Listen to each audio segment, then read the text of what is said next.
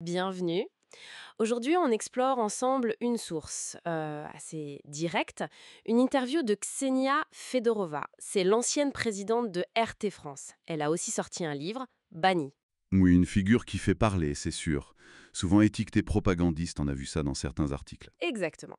Alors notre but ici, c'est simple. On va examiner ses arguments à elle, sur la liberté d'expression, la censure en France, sa vision des relations internationales, mais en se basant uniquement sur ce qu'elle dit dans cette interview précise. C'est ça. On écoute sa version des faits, son point de vue sur des sujets, disons, sensibles. Tout à fait.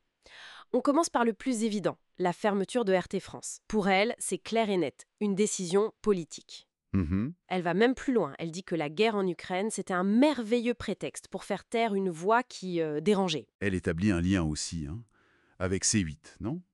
La non-reconduction de la licence. Oui, elle voit une logique similaire, une forme de censure selon ses termes. Et ce qui est intéressant dans son argumentaire, c'est qu'elle place vraiment la décision au niveau européen. Elle cite Ursula von der Leyen, Ah oui, pas l'ARCOM. non, elle insiste bien là-dessus.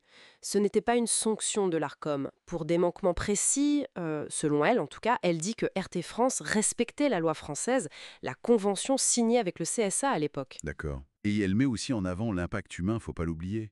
160 salariés sur le carreau.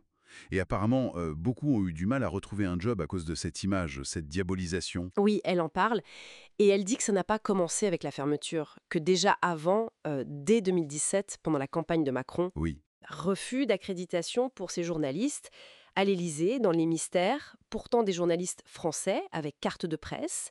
Elle trouve ça hyper bizarre. Des signes avant-coureurs, selon elle, d'une volonté de les mettre de côté, en quelque sorte. C'est ça. Alors, ça nous mène directement à son ressenti sur la liberté d'expression en France.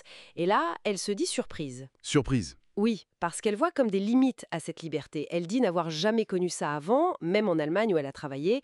Elle parle beaucoup de récits officiels. Ah, le fameux récit officiel. Voilà, un discours dominant qui, selon elle, disqualifie très vite toute voix un peu différente. Hop, une étiquette, complotiste, pro-russe, fasciste même, elle mentionne. Et elle anticipe l'argument qu'on lui renvoie souvent. Et Poutine alors? Et la Russie? Sa réponse, c'est justement, j'ai subi la censure en France, donc je suis bien placé pour en parler. D'accord, elle retourne l'argument. Exactement. Et elle ne cible pas que la fermeture.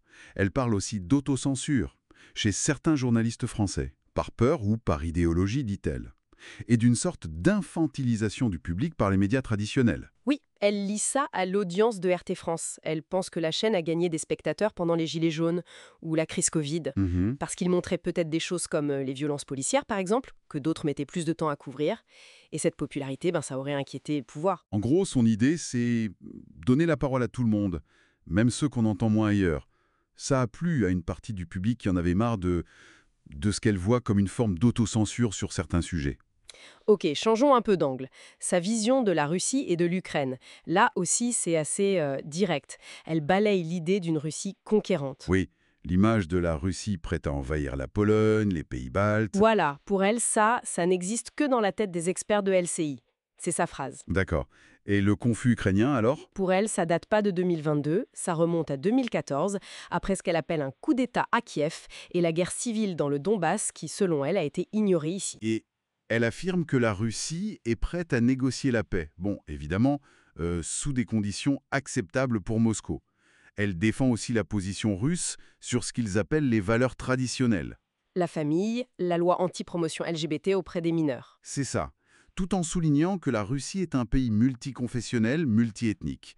Pour elle, la menace russe, c'est surtout un outil bien pratique pour les gouvernements occidentaux. Un dernier point, plus personnel, son vécu en tant que russe en France. Elle dit être fière de ses origines, mais déplore une russophobie, Ambiante, oui. qui toucherait même des Russes qui n'ont rien à voir avec la politique.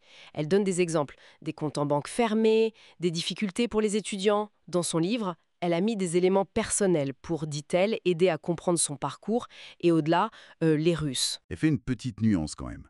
Entre Paris, où elles sont plus de méfiance, et les régions où l'accueil serait plus chaleureux, selon elle. D'accord. Et son mot de la fin dans l'interview, c'est un appel à la solidarité entre journalistes, face aux pressions quelles qu'elles soient. Parce que sinon, c'est le journalisme lui-même qui est en danger. Bon, si on résume un peu les points forts de son discours tel qu'elle les présente dans cette interview, on a sa vision de la fermeture de RT France comme un acte politique, de censure, sa critique d'une liberté d'expression qu'elle juge limitée en France par ce récit officiel et l'autocensure, et puis sa perspective alternative sur le conflit en Ukraine et l'image de la Russie. Tout à fait. Et au fond, ce qu'elle raconte, ça pose une question plus large, je trouve. Au-delà de RT France, comment nos démocraties gèrent-elles ces voix médiatiques vues comme étrangères ou comme dissidentes? Surtout quand il y a des tensions géopolitiques fortes. C'est quoi la limite entre se protéger de l'ingérence, ce qui est légitime, et garantir un débat vraiment ouvert, qui accepte la contradiction? Une question complexe, en effet. Oui, ça laisse matière à réfléchir, assure.